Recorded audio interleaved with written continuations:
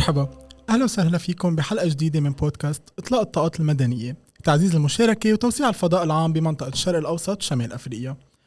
أنا حسام چهاده عضو ومقدم هذا البودكاست، وضيفتي بهذه الحلقة ستيفاني نصر. ستيفاني هي مختصة بتنظيم والتطوير المجتمعي، ناشطة نسوية وبوت. ستيفاني أهلا وسهلا. Thank you. I'm so excited to be here.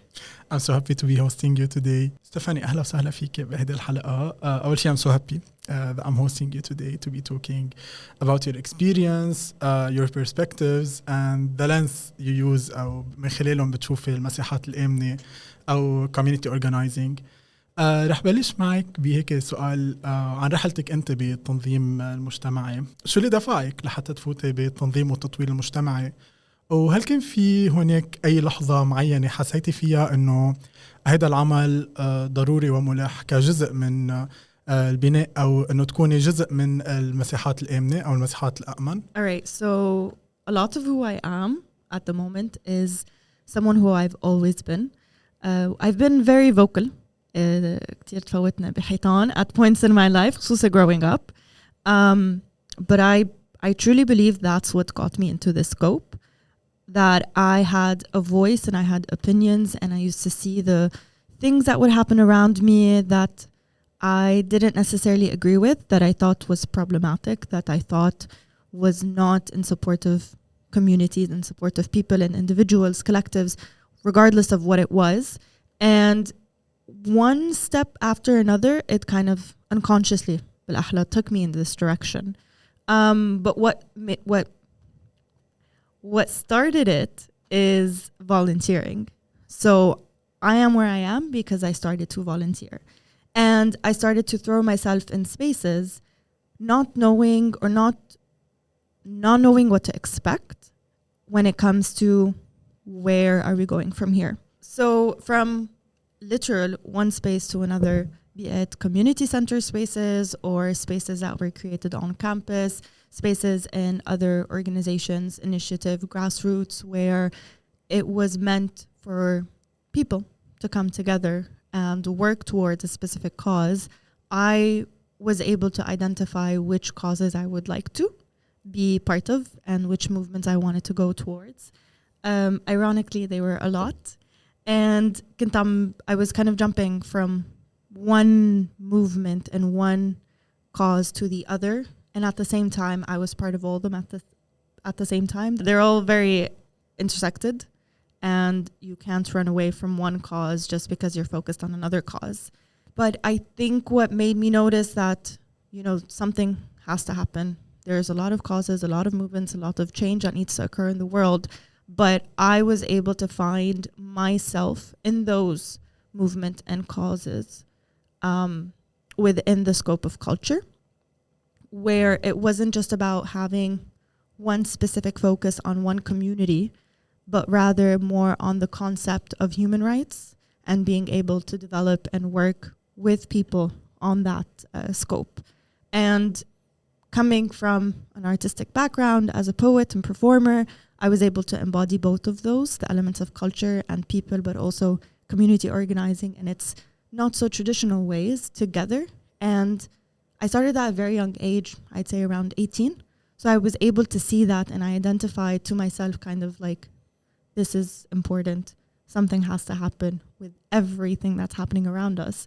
So that what led me to continue to find kind of also motivation of wanting to be involved with people and communities and working with them. But the one thing that I will forever stand by is not being involved in community development and organizing just to be part of it, in the sense of, yes, there are voices that need to be heard, but it's not necessarily just my voice. I am not going and being part of a movement of a community that I might not identify with to get my voice out there, but rather to facilitate other people's voices. Mm-hmm. So that's my approach when it comes to community organizing, mobilizing, and anything that has to do within that scope. It's not my voice, but how can other people, like their voices, be at the forefront, their narratives be heard, their own action, making sure that they get their own rights. عم نحكي يعني عن الريكليمينج أو استرجاع السرديات تبع الأشخاص. عم نحكي عن قد ايه مهمة التقاطعية لما نجي للتنظيم والتطوير المجتمعي. هيك يعني أنا ناتشل إذا بدي أعرف عن شو عم تقولي. Among all of this, what are the challenges that you see كحدا that works in community organizing and development? Not only يعني ما بعرف كمان إذا فيك يعني you say it better if it's different for someone to be just part of a movement or بس تكون عم تشتغلي بالcommunity organizing and development, how different it is from you being just a part of the movement. I believe it's quite different. فإذا بدك, what are the challenges for you as someone who works in community organizing and development? They can be very different, but they can also be very much the same, depending on the perspective that you have. And a lot of times people are involved in community development and organizing without them actually knowing that this is the field. The labels come at a later stage where things become more serious and when you are more in the workforce, in the scope. But it definitely happens before people are actually within the workforce. Challenges. There are a lot of challenges. I can talk من هلا لبكرة. Absolutely. But there's 3 kind of categories of challenges, if I were to look at it that way. Obviously, the more challenge towards the individual within movements, within social causes. There are the challenges that are within the collective, the group that is trying to work towards something. And then there are the challenges that come from the context, the societies, the situations that we are placed in without necessarily us having a say in them. They're all, obviously, they intersect at so many different points. But I have an interest more in solving the individual challenges, or actually putting attention much more on the individual challenges, because I also come from a psychology background. And the way I see community development and community organizing is, if you are not able to be present as an individual, you will not be able to be present within a collective, therefore being able to work towards things. And a lot of our individual challenges, sadly, are because of the context. So the thing we see now so often is people not having motivation, not being able to put their energy where they would like to, in terms of working within a collective, working towards creating certain changes. And a lot of this is because of the economic downfall, the lack of opportunities to actually sustain themselves, be it employment, education, etc. And a lot of it is because of this continuous ambiguity that we live in Lebanon specifically, يعني. When it comes to thinking of the future, it's become a struggle for individuals, be it on the spectrum outside of community organizing and mobilizing, but even so within specific movements, because there is little room to kind of look towards hope and look towards creating sustainable change within movements. And this sadly has this kind of a ripple effect from one person to another within any community. And we see it so often as all the situations that have occurred, from crackdowns, from more legal ambiguity that's happening within certain communities in the country, from lack of support from sister movements. You see a lot of lack of solidarity that indirectly also impacts the individual, and vice versa, that impacts the lack of solidarity as a whole. So I really think that the challenges do start at the individual level, but then they expand. And they expand in a direction where the movement loses certain identity. Or, okay, fine, I, as a community organizer, can identify and work with these 4 people that have a specific interest in wanting to create change. But when you actually come to work with them, everyone has a different idea as to what this change is, a different mission. There isn't really much focus in which direction can we take steps forward. It's more of, I just want to do a change and let's create this, and trying to go on the easy way out. But reality check, like there's no easy way out if we're talking about anything that has to do in movements within this country in particular. Some might be easier than others in terms of how we can interact with one another.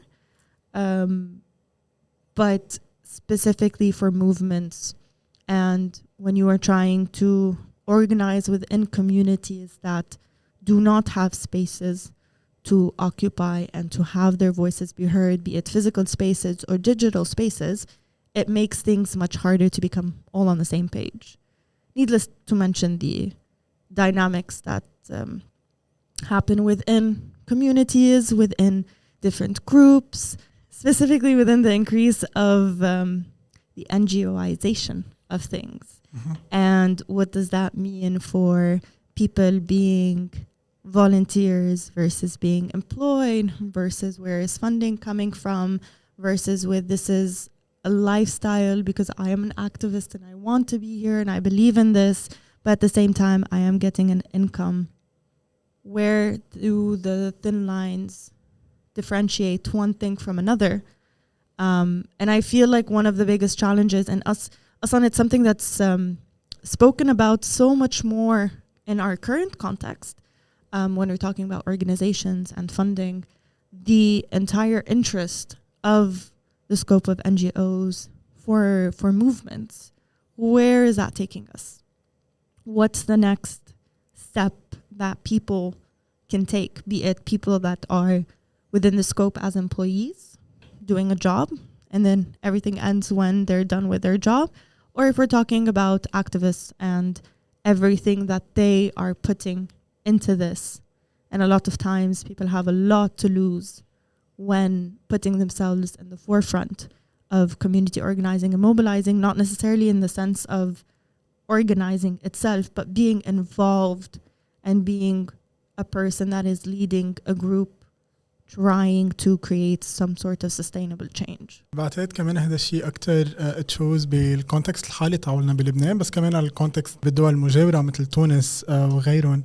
وهذا الشيء بعتقد بيخدنا على السؤال الثاني. نحن بلبنان بهذا الكونتكست أكيد في محاولات من السلطة أو الأشخاص يلي عندهم مراكز سلطة، كان سياسية دينية أو مجتمعية أو غيرها. كيف يتم التعامل مع هذه المحاولات؟ يعني هلأ بعدنا عم نحكي أكتر عن القصص الخارجية، يعني إذا بدي أرجع لأنت كيف قسمتي الكاتيجوريز تبع التشالنجز يلي بتواجهوها بهذا الفيلد. يمكن هلأ عم نحكي أكتر عن القصص الخارجية يلي منا within the community itself، بس أكتر إنه شو التحديات اللي عم نواجهها من external factors. Luckily enough, throughout my experience, when it comes to having to deal with authority figures and their restrictions and الخنقة that they cause, I haven't had to deal firsthand with them. Mm-hmm. I have always had to deal with the consequences of the actions or their approaches to any form of movement that they don't approve of. And there's always been a lot of interaction with the communities that I have worked with and part of in order to overcome such setbacks and such restrictions. And the way that I see us being able to move past such challenges, it's a huge challenge and it pops up out of nowhere sometimes. So how can we actually move beyond this? It's a lot of transparency. And I feel that in any group, specifically if you're talking within social movements, if there is not trust built on people being transparent, even in the worst case scenarios, but being transparent about what is happening and what the options are or what's the worst case scenario, then people will not be able to continue to work with you. It's a very, very straightforward thought. And like, obviously people try to be transparent, but when things hit the fan and sometimes they are very intense situations, specifically when you're looking at government entities and people that have so much more power than you do, there is this automatic thought of, okay, no one can know about what's happening because خربانة. But then again, the only way to get through this is within a group, with a collective, and the only way to be able to continue moving forward is through transparency. وبس نكون عم نحكي عن no one can know that this is happening. Are you referring to the work or the mobilization اللي عم تصير within the community أو عم تحكي أكتر عن ال backlashes يلي صاروا؟ More of the backlashes. Okay. Because there is this common notion, I've been hearing it so often for the last 2 years, that has to do with if all we're seeing is positive things coming out of the movement and out of community organizing, then we're doing great. We don't want to hear anything else. Or they don't want to kind of even look into the backlash or look into the downfalls or look into what's not working, because there's been a lot of back and forth over the last 10 years. And we would like to see some positive things for now. So في كأنه أشخاص بيغطوا أنه they put like a blanket over the chaos that is occurring, because people do not want to deal with that anymore, nor do people actually have the energy to deal with it. So I understand that perspective and where it comes from, but then again, we cannot hide from it, because as much as good is happening, or like an attempt to create change is occurring, that is positive, that is actually creating change. On the same side, there's a lot that's happening external that is impacting how collectives can move, where they can go, be it physically or metaphorically within a movement, and to what extent can they continue to be vocal and visible as well. So it all has an impact, and if you don't talk about it enough, you're not going to be able to find strategic solutions to it. بالضبط مثل ما قلتي، يعني هول كمان بينزلوا بخانة التشالنجز أو القصص الأساسية من التحديات اللي بتواجهنا نحن وعم نعمل أي نوع من التنظيم المجتمعي. ما بعرف، بس أنا بالنسبة لي بعتقد أنه هذا الشيء أساسي لحتى عن جد نقيم شغلنا as a community، تنشوف الحراك تاعولنا شو القصص يلي عن جد نحن بحاجة له، بس كمان to adapt يعني مع التشالنجز يلي عم بيصيروا. كنت قلتي شيء إذا بدك تعقبي عليه. One thing هلا خطر عبالي, when things are discussed, obviously they're discussed with a purpose, مش just to discuss to gossip or throw it around and throw fingers and blame people for, you know, what has occurred or what hasn't occurred, but rather it's meant to discuss عن جد مثل ما you just mentioned, you know, to adapt and create changes.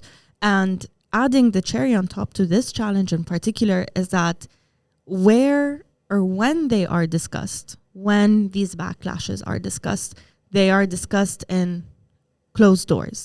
So it's discussed with a specific group of people within our communities that have or that are placed more or less on a certain pedestal, that have certain power within communities and within movements, be it because of they're part of organizations, be it because they're very vocal and out there, or be it because there is power dynamics straight out. So that's also an issue where they're not discussed within the movement as a whole.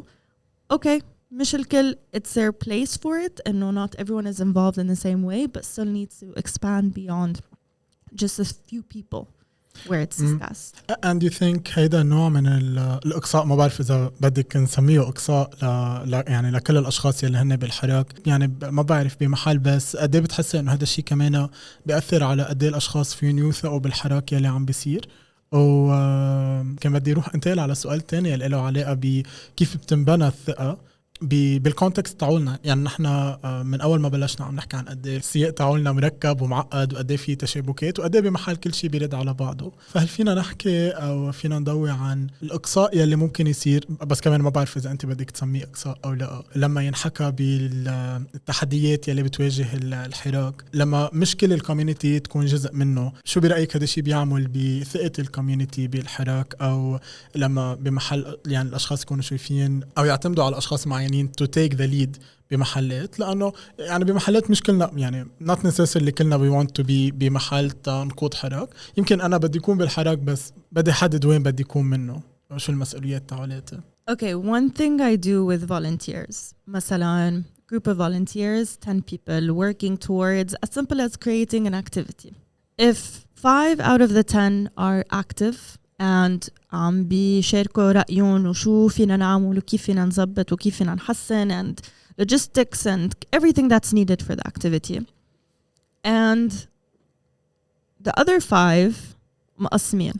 في أشخاص that are just observers that have no input, that won't really share much about it. And then you have people, for example, to simplify it, they observe, they say, oh, should be done in a different way. Or they come with certain criticism, which please do come with criticism. It's very important. It should be present in collective spaces. But if you're just coming to throw criticism without actually doing anything about it, or it doesn't have to be something big. It can be as simple as there's an activity and we forgot to get tissues for the coffee cups على الطاولة. Someone points out there's no tissues, go to the stockroom and get them. If you are part of this organizing group. Sometimes it's that simple. Sometimes it's so much more complicated. Specifically if we're looking at a movement, not just as a small group, but I feel like that's a way to share my perspective. Like if you have something to say, contribute as well to it.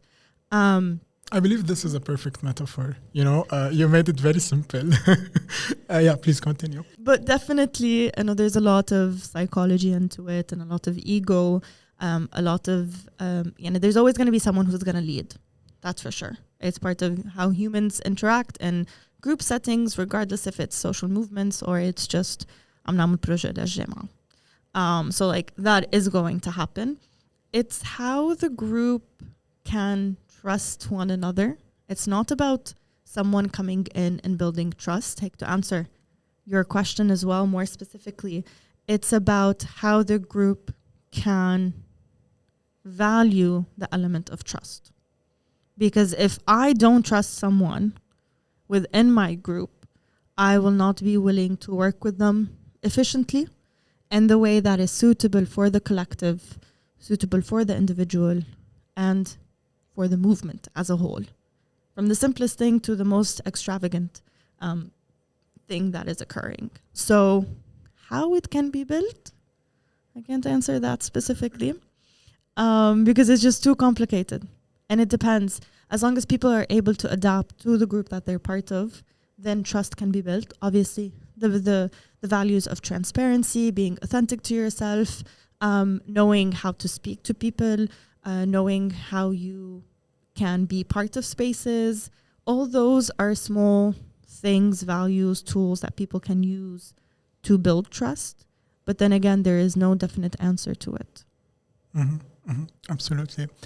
And in your opinion, what role do identities such as gender, sexual orientation, class, region, or places that people usually come from, or even religion, play in facilitating or complicating community organizing work? I know it's complex. Okay, so everything has an impact. All forms of identities, all forms of demographics, all backgrounds have an impact whether we like it or not. It depends on the community بحد ذاتها if certain identities are important to who they are. Because sometimes there might be a group that does not necessarily care about the gender identity of the individual, but rather we are all from the same nationality. Not that it doesn't matter or it doesn't cause specific dynamic issues or maybe makes dynamics better, but it's not their focus. So the only way to kind of emphasize the role of identity is for people within collectives to identify what elements of identity are important to them, which are things that they stand by and they see have an impact on what they do. This is like on the individual level. A lot of self-reflection, a lot of diving deep into your thoughts and how you view yourself within this community. And then on the collective, not everyone's going to have the same perspective, the same approach. But then الشطارة بتوقع with the people that are guiding the efforts in how they can allow or bring people to the same page. Not necessarily to agree on, but to have a perspective that, we're within the same group, the same community, but we see different roles towards identity. Someone might not care. Someone might care too much. So there's a lot of playing, because in community development and organizing, you are not doing something on your own, and you're not doing something that can be applied to all groups the same way. You adapt based on the people, even within the same communities, but you are working with people. So if you are able to tap into people's thoughts and perspectives and have them being able to share them in such spaces, this is how you're able to proceed towards certain actual development, whether it creates a positive impact for the movement, or at least this group has taken a step forward and have actually developed and have a new perspective, etc., etc. So it's a complicated identity of بحد ذاتها is always so complicated. Absolutely. But it's very important. It's where people can connect to others, and it's something used so often in arts, where people come and talk and create art and sing about identity, who they are, where they come from, because it's an individual thing that's connected to the collective. Yeah. And that's what working within communities basically is. Absolutely. Absolutely. This takes me to the question of, what does success in community organizing mean to you? وكمان كان عبالي يعني taking into account your artistic background to ask you, what role can art play in moving communities toward change؟ يعني بcontext مثل لبنان والمنطقة اللي كل الوقت في صراعات، حروب، عنف وأشياء يعني أحيانا عن جد بعتقد العقل البشري منه جاهز يستوعبها. Being in movements بحس بيخلي الأشخاص أكتر عرضة لحتى يشوفوا شو عم بيصير أو تيكون يعني they are part of what's happening. يعني أول شيء إذا بدنا نحكي عن what success means in community organizing، بس كمان to move what role في يلعب الفن ب community organizing، بلكي not necessarily as an alternative للقصص العنيفة يلي منشوفها بالموفمنت، بس كشي بيخلينا ما بعرف بلكي a form of resistance إذا بدك فينا نسميها. I don't know if you agree. I have my two thoughts about the word resistance. When it comes to culture, whether it be any forms of art, poetry, singing, storytelling, digital art, the beauty of community organizing is that there is a subsection which is cultural organizing. It can be something that is used on its own to continue to work towards creating change, where culture is used as a medium. But what I've learned is that success means art is created out of it. Because, as you were saying, a lot of art that we see reflects the reality. And a lot of the reality is hard to consume by the human mind, be it negatively or positively. Because also a lot of art is portrayed in a way that we cannot just take a photo and know what is happening in this photo. Art expands it beyond and touches into emotions and thoughts and makes you think your entire life at points and your entire identity twice and three times.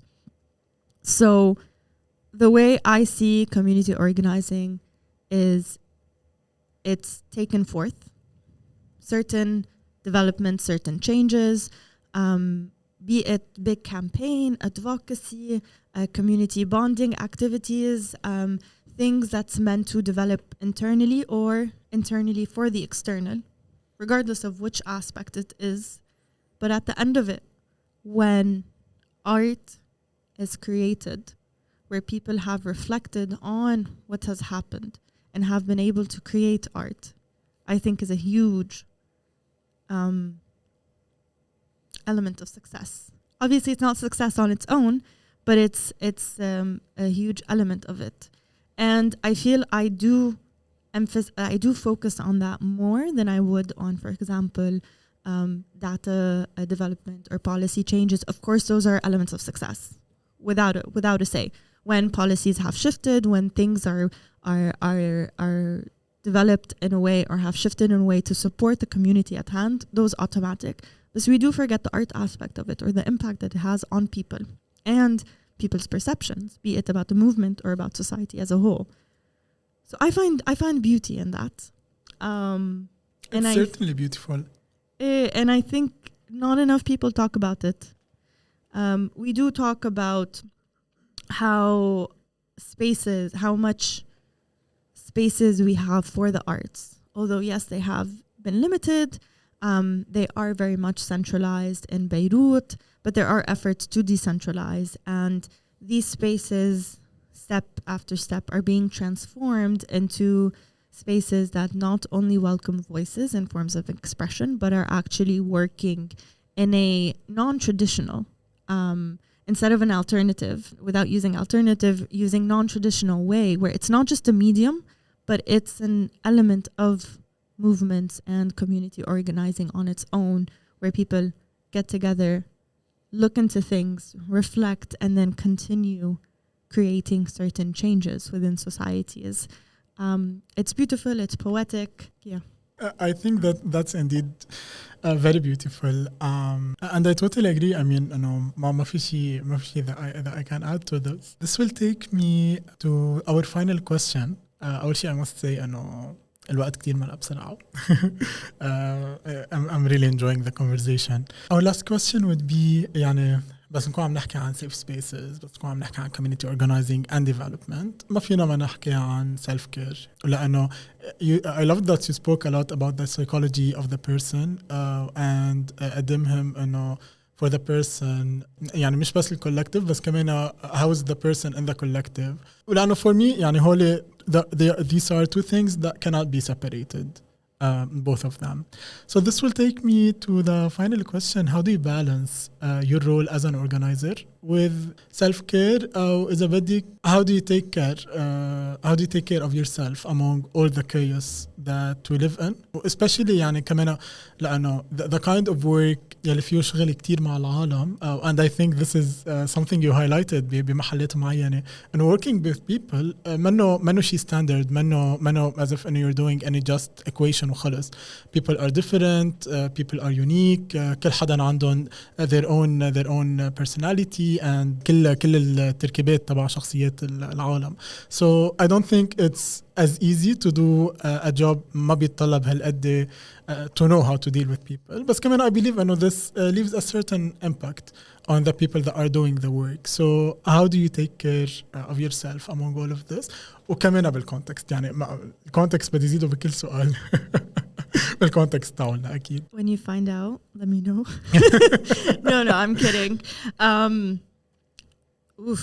Okay, so there's two types of people within the scope. And it's what we mentioned earlier. You actually, I think, mentioned it, where there are people that are employed and people like only employed, and then people that are part of it, or maybe part of it, but also employed. It's easier for people that are employed in this field to cut the ties once they're إنه دوامهم بيخلص. It's easier. Doesn't mean that ما عندهم غير أخبار تيهتموا فيه once they're like off the clock, but dissociating themselves from the movement, from steps, from the movement as a whole is easier because that's where things end. 9 to 5, that's where it ends. When you are so involved and sometimes come in within the scope, it's not so sustainable or not consistent in how you can move forward with your week. Sometimes there becomes a reality check that every single person has to take. And sadly, a lot of people do not have that reality check until they hit rock bottom, until burnout, until sometimes they can't even get out of it. It's something that people have to learn. And there's not one thing that works for everyone. Sometimes it's as simple as, peace out, I need to take a week off. I need to evaporate, be it from the organizing, be it from the city, be it from the entire country. I just need to be away. Sometimes that works for people. Other times it's much more than this. It's so dense that even wanting to dissociate and take a break to take care of yourself is very hard. So it kind of goes back to the same answer that I gave before. If you do not know yourself and you cannot take care of yourself, you will not be able to proceed in any collective, in any movement, in any form of group setting, because there is no role that is not important and there's no efforts that are put that do not have an impact on a group. So مش بمعنى انه if not everyone is there انه ما فينا نعمل شيء، لا بالعكس. But someone being able to take care of themselves means they know when their sometimes lack of effort has an impact on people. People that know how to take care of themselves, I mean, of course, mentally and everything that comes with it, know when they need to step back. Because sometimes being in spaces where ideally I should not be in right now, I will cause more harm, be it dynamics, be it my thoughts, my perspectives. Sometimes, for example, when I'm on the verge of a burnout, I start to notice that I intentionally take more tasks and more things and more tasks that require much more energy than I actually have. And I intentionally do it because I'm trying to run away from the fact that I'm on the verge of a burnout. What do you mean? I shouldn't be burnout. Recognizing that you are potentially going into a loophole or going into negative thoughts or going into whatever it is one of the first steps to take. And recognizing that it does happen to everyone. Everyone can easily get into burnout, specifically in this field, because there's not much of differentiation between you being part of it because this is what you are paid to do or because you have passion for it versus you being part of it because if I'm not, I could not live.